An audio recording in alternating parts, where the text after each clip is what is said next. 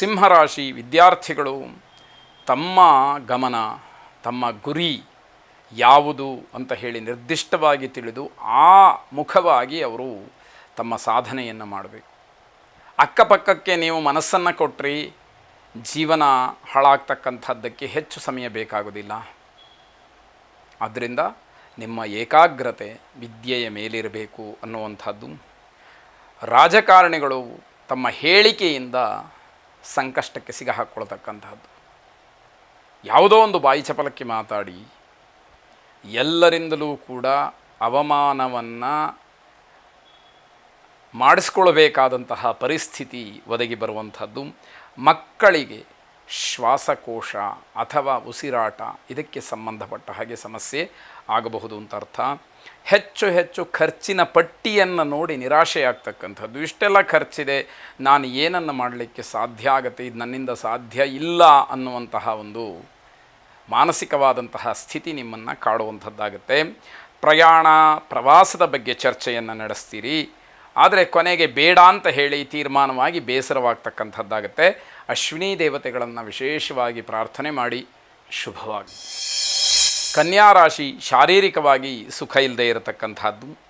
ಅತಿಯಾದಂತಹ ಉತ್ಸಾಹದಲ್ಲಿ, ಆತುರಾತುರವಾದಂತಹ ಸಂದರ್ಭದಲ್ಲಿ ಯಾವುದೇ ಹೊಸ ಕೆಲಸಗಳನ್ನು ಆರಂಭ ಮಾಡಬೇಡಿ.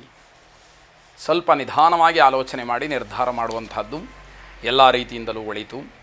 ನಿಮ್ಮದು ಅಲ್ಲದೇ ಇರತಕ್ಕಂತಹ ತಪ್ಪಿಗೆ ನೀವು ಹೊಣೆಗಾರರಾಗ್ತೀರಿ.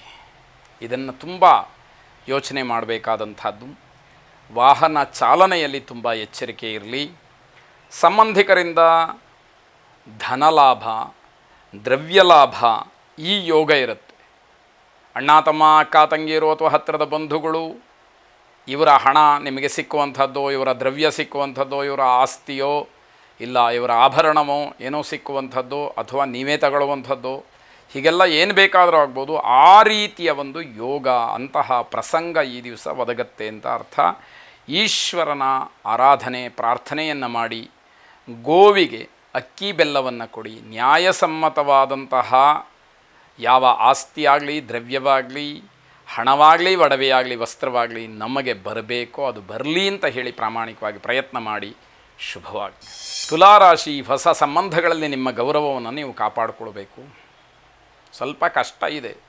ಯಾಕೆ ಅಂತಂದರೆ ಒಬ್ಬ ವ್ಯಕ್ತಿ ಸಮಾಜದಲ್ಲಿ ಚೆನ್ನಾಗಿ ಬೆಳೀತಾ ಇದ್ದಾನೆ ಅಂತಾದರೆ ಇಲ್ಲಸಲ್ಲದ ವಿಚಾರಗಳು ಅವನ ಹಿಂದೆ ಬೆಳೀತಾ ಹೋಗುತ್ತೆ. ಜನ ಮೂಲ ವಿಷಯ ಗೊತ್ತಿಲ್ಲದೆ ಆ ಏನು ಯಾರು ಹೇಳ್ತಾರೋ ಅದನ್ನೇ ನಂಬತಕ್ಕಂತಹ ಸಾಧ್ಯತೆ ಹೆಚ್ಚಾಗಿರುತ್ತೆ. ಒಂದು ಪಕ್ಷಿ ಇರುತ್ತೆ, ಆ ಪಕ್ಷಿಯನ್ನು ಮೂಲ ಹೇಗೆ ಅಂತ ಹೇಳಿ ನೋಡೋದಕ್ಕಿಂತ ಮುಂಚಿತವಾಗಿ ಅದರ ರೆಕ್ಕೆ ಪುಕ್ಕಗಳನ್ನು ಹೇಗೆ ಗಮನಿಸ್ತೀವೋ ಹಾಗೆ ಆ ವ್ಯಕ್ತಿಯ ವ್ಯಕ್ತಿತ್ವ ಏನು ಅಂತ ತಿಳ್ಕೊಳ್ಳೋದಕ್ಕಿಂತ ಮುಂಚೆ ಬೇಡದೇ ಇರತಕ್ಕಂತಹ ವಿಚಾರಗಳ ಬಗ್ಗೆ ವಿಮರ್ಶೆ ಮಾಡಿ ಅದೇ ಸತ್ಯ ಅಂತ ಹೇಳಿ ತಿಳಿಯುವಂತಹ ಸಮಾಜ ಇವತ್ತು ಹೆಚ್ಚು ಪ್ರಭಾವವನ್ನು ತೋರಿಸುತ್ತೆ ಅನ್ನೋ ರೀತಿಯಲ್ಲಿ ಕಹಿಯಾದಂತಹ ಮಾತುಗಳಿಂದ ಮನಸ್ಸಿನ ಮೇಲೆ ಪರಿಣಾಮ ಉಂಟಾಗ್ತಕ್ಕಂಥದ್ದು. ಯಾವುದೇ ಕಾರಣಕ್ಕೂ ಅದನ್ನು ಹಗುರವಾಗಿ ತೆಗೆದುಕೊಳ್ಬೇಡಿ. ಯಾರು ಏನೇ ಮಾತಾಡಿದರೂ ಕೂಡ ಅದಕ್ಕೆ ಸಮಂಜಸವಾದಂತಹ ಸೂಕ್ತವಾದಂತಹ ರೀತಿಯಲ್ಲಿ ಉತ್ತರವನ್ನು ಕೊಡ್ತಕ್ಕಂತಹದ್ದು ಬಹಳ ಮುಖ್ಯವಾಗುತ್ತೆ. ಇಲ್ಲದೇ ಇದ್ದರೆ ತಪ್ಪನ್ನು ಒಪ್ಪಿಕೊಂಡ ಹಾಗಾಗತ್ತೆ ಅಂತ ಅರ್ಥ.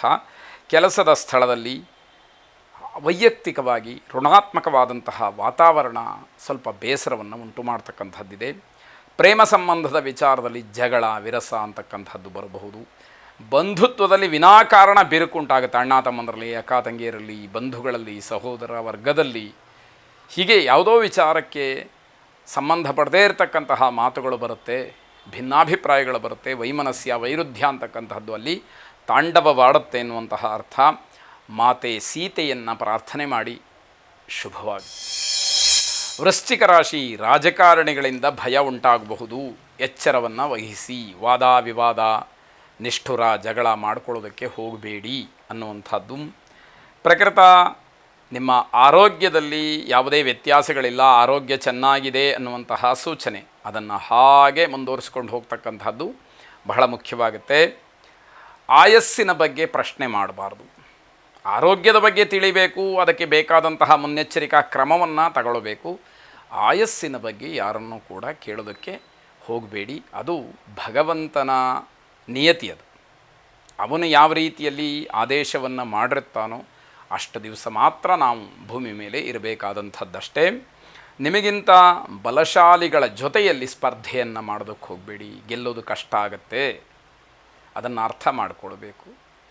ಅನುಚಿತ ಕರ್ಮಾರಂಭ, ಬಲೀಯಸಿ ಸ್ಪರ್ಧಾ, ಸ್ವಜನ ವಿರೋಧ, ಪ್ರಮದಾಜನ ವಿಶ್ವಾಸ, ಈ 4 ಇದೆಯಲ್ಲ, ಇದು ನಮ್ಮನ್ನು ನಾವೇ ಅಧಃಪತನಕ್ಕೆ ಹೋಗುವಂತೆ ಮಾಡಿಕೊಳ್ಳುವಂತಹ ದಾರಿಗಳು. ಹಾಗಾಗಿ ನಿಮಗಿಂತ ಬಲಿಷ್ಠರಾದಂಥವರ ಜೊತೆಯಲ್ಲಿ ಯಾವುದೇ ಕಾರಣಕ್ಕೂ ಸ್ಪರ್ಧೆ ಅಂತಕ್ಕಂಥದ್ದು ಬೇಡ ಅಂತ ಅರ್ಥ. ಸಿಟ್ಟಿನ ಕೈಗೆ ಬುದ್ಧಿಯನ್ನು ಕೊಡಬೇಡಿ. ಮನಸ್ಸು ಮತ್ತು ಕೋಪ ಇದರ ಮೇಲೆ ನಿಮ್ಮ ಹಿಡಿತ ಇರಬೇಕು. ಈಶ್ವರನನ್ನು ಪ್ರಾರ್ಥನೆ ಮಾಡಿ. ಶುಭವಾಗಿ.